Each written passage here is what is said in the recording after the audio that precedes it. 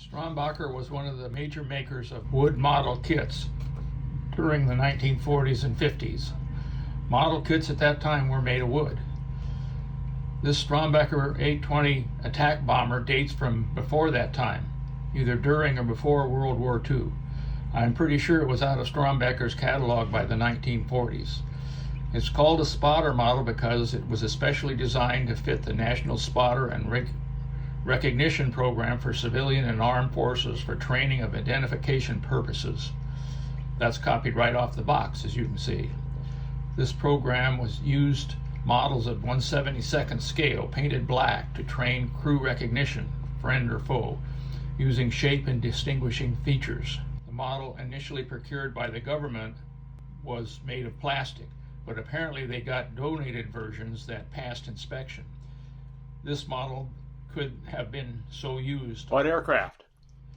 It seems you would need a lot of kits to train that size audience. Maybe this is how 1/72nd became a standard model scale. The box shows another recognition device, a multi-view card. I have some playing cards that do the same thing. They are made by the U.S. Game Systems. They do not sponsor me. No one sponsors me, as is probably obvious. Here are the contents of the box. The kit is not complete. It doesn't have any plans, and it should have a packet containing glue and another packet containing small parts and jigs, according to the box top.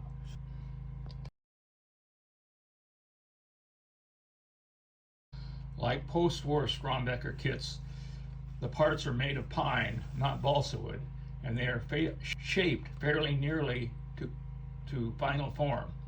They also have features that help the joints fit together correctly and make gluing the parts easier. I'll start with the fuselage. As you can see, the bottom is still pretty much a flat board, and there are areas that need to be blended in. And on the nose, and to some extent the tail, the holding device for making the part in the lathe probably couldn't be formed. If I had the plans, it probably has a cross section that tells me what radius I should put on this area here. Lacking that, I will use the little bitty box art from the cover and blow it up to so I can approximate the radius I should put on there. I declare the fuselage complete as far as sanding goes. I've rounded off the bottom section. I've tried to pair the canopy area in and the rear gunner's position in, and sanded it more smooth. Next we'll work on the wings.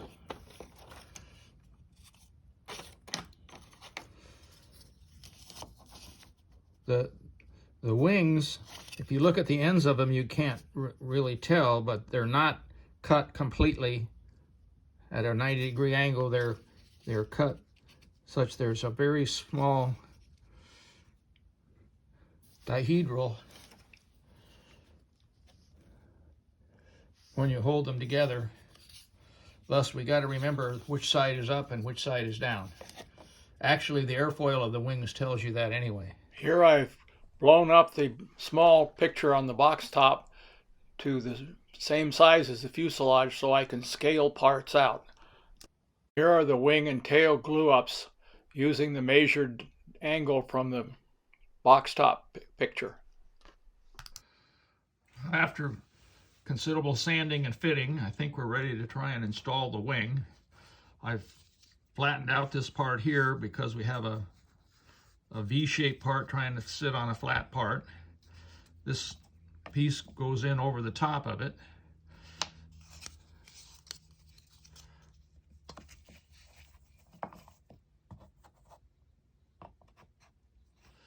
Basically like that, so I'll try gluing it now. Well, here's the removal of the clamps to see what we got.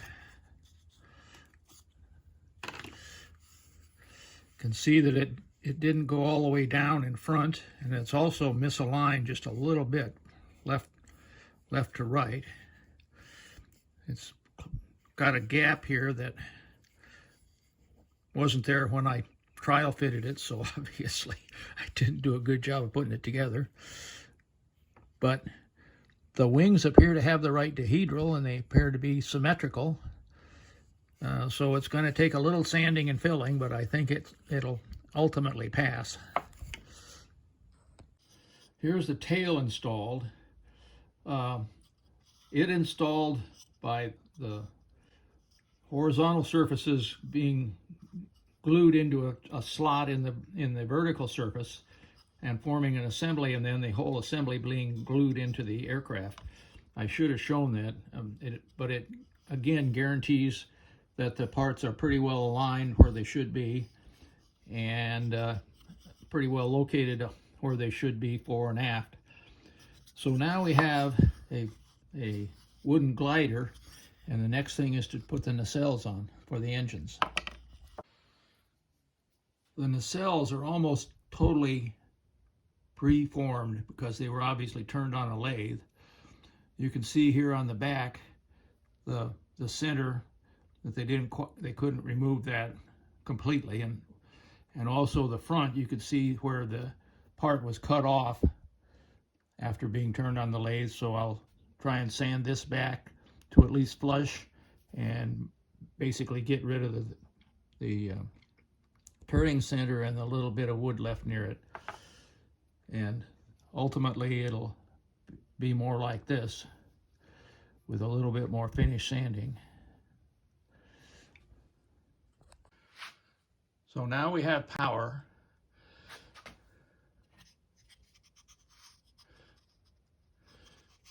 And it's time for some serious final sanding, and I'm going to paint it with a clear finish to celebrate the fact that it's wood. I could paint it black to be a spotter model, but I don't think that's that critical to do. Well, here's the finished product. At least before finishing. It has some areas that could be filled with wood filler, but I'm afraid that the wood filler would make it look worse than it is as is, since I'm leaving it natural wood. In this era, paper cutouts were the way glazing and insignia were shown. Decals apparently hadn't shown up on the scene yet. Post-war Strombecker kits had really good decals. I'm going to try and put these on, although my experience with paper cutout decals is really bad. Nevertheless, here goes.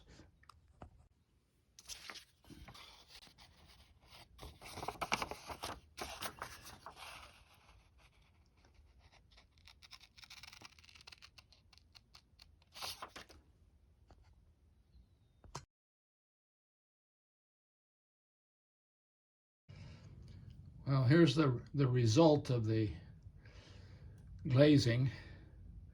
I gotta say it's far better than I thought it would be, but it still isn't really great.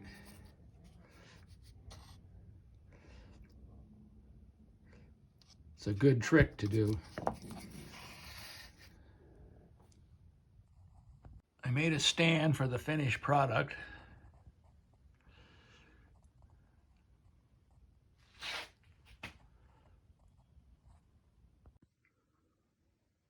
Also, it holds one of the cards that shows the spotter model profiles.